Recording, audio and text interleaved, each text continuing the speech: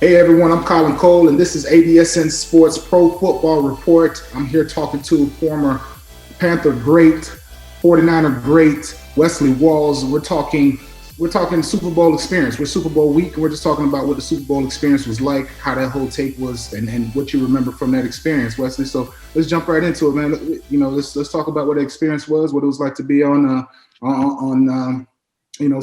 Super Bowl roll, and being a part of the media day and all that good stuff. Yeah, Colin, thanks. Hey, by the way, good morning to you, and thanks for having me on your show, man. You do a great job as always. And Thanks, hey, brother. believe me, I always like talking about the Super Bowl. I was only in one, and it was 31 years ago, Super Bowl 24. I was 12 years old, youngest NFL player ever in the game. I'm kidding. It's I just can't believe it's been that long. I was 22 years old, 23 probably. And just a great experience. We had one of the best football teams of all time with the 49ers, Joe Montana, Jerry Rice, Ronnie Lott, Charles Haley, Roger Craig. The Hall of Fame list, Steve Young was on that team. The Hall of Fame list just keeps growing every year. Seems like one of those guys is getting in. But, the whole experience was, one of a lifetime. It was my rookie year. Just graduated from Ole Miss. I played tight end for 1 year at Ole Miss. I get drafted by the 49ers, and they had won the Super Bowl in '88. And here we go, trying to win two in a row, which we did. And it was one heck of a week, man.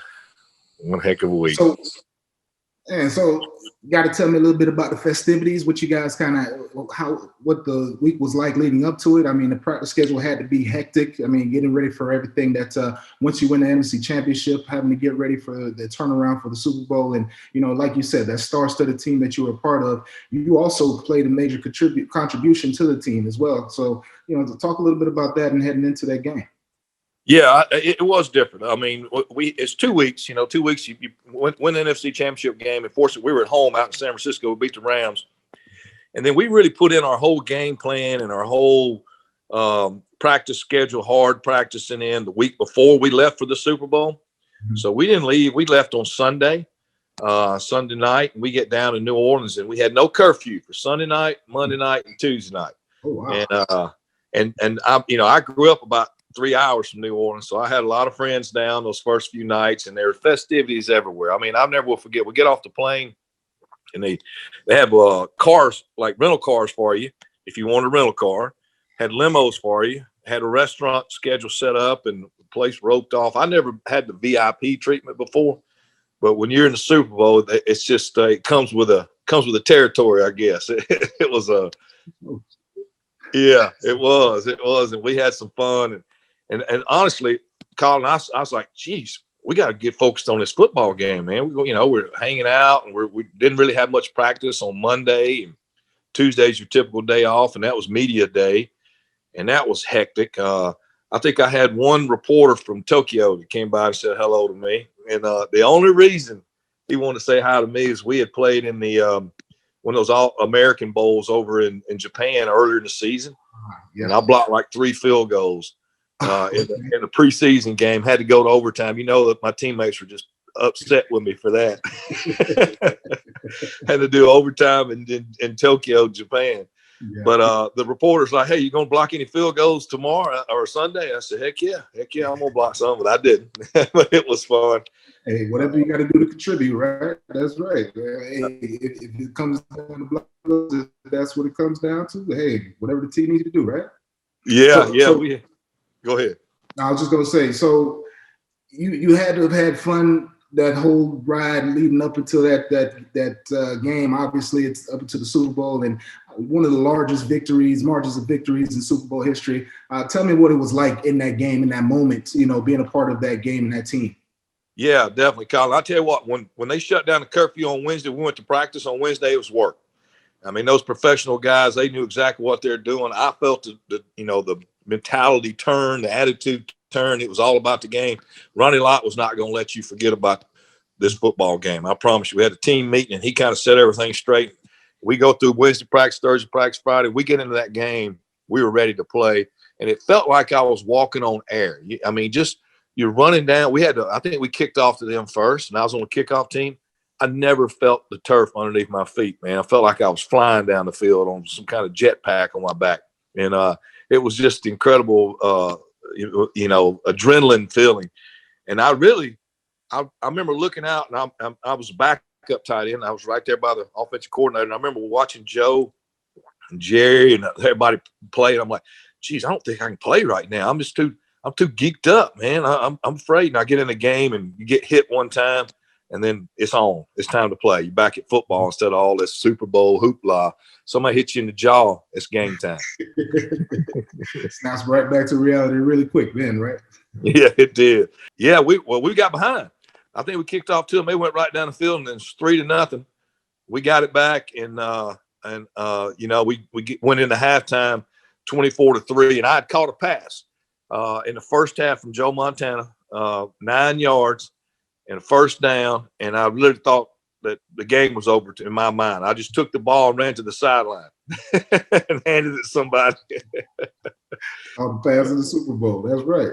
Yeah, man, I was fired up. So we went into halftime at 24-3, and I never seen Jerry Rice and Joe Montana took over that game. Jerry Rice, Dennis Smith was a safety, and they ran that two deep coverage, almost like Tampa 2, not the exact same. And we had a couple of plays that we were going to get home runs on, and they all hit, man. Everything worked. John Taylor caught a big Dino route.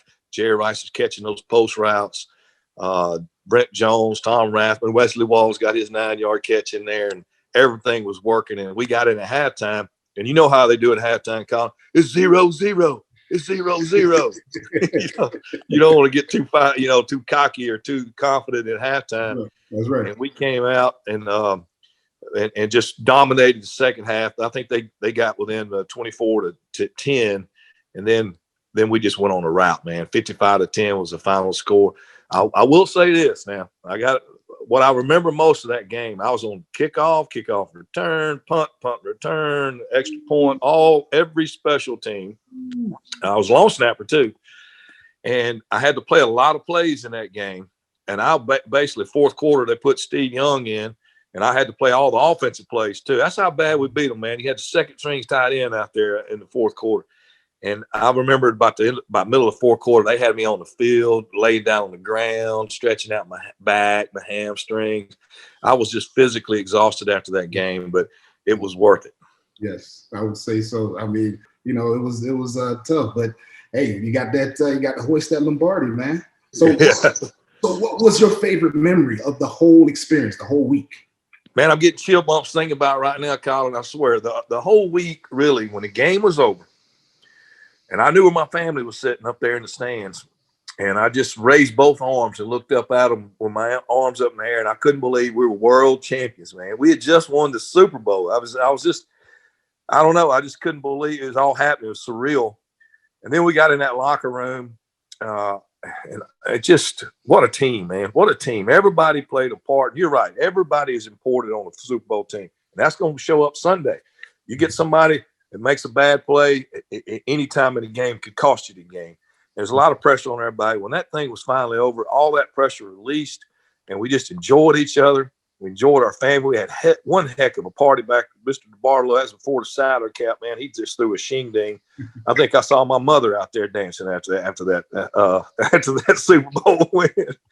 And on top of that, we stayed up all night. We left on the first flight out on Monday morning, flew to San Francisco, got on buses and went right downtown and had a parade all day.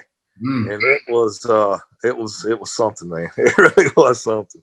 That's awesome, man. I mean, that's the way to do it right there. So let me get your predictions then. What do you think is going to be the key to this game? What do you think is going to kind of turn the tides? What's going to be the number one factor? Who's going to be the X factor to this game this week?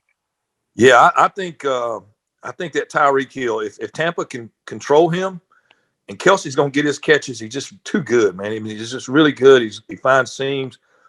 But if they can keep Kansas City below 30 points, they got a game.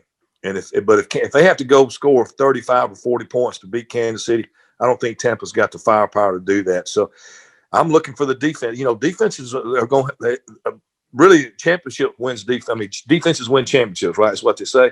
Well, we'll see if Tampa's defense can hold the Chiefs this weekend. But I think the Chiefs will eke it out. What's your final score? What are you thinking? I'm gonna say 42-31. Okay, 42-31. Which way? Which way? Kansas City. Kansas City. All right, It's hard to stop those guys, man. Hard to stop them. It's hard to stop them now, but the one thing I will say, they are going to be missing one of their key contributors in Eric Winston. So, having the fact they're going to be missing their starting left tackle who started for them all season, that's going to play a factor for them, especially with those two ends coming off the edge for Tampa. That's one thing that I saw in that NFC Championship game was Aaron Rodgers was under a lot of pressure behind Shaq Barrett and JPP. So the fact that they're starting a backup in the place of Eric Winston is going to play a factor. So we know that pressure bursts pipes. That's another thing. You said that wins championships, pressure bursts pipes. That's for sure.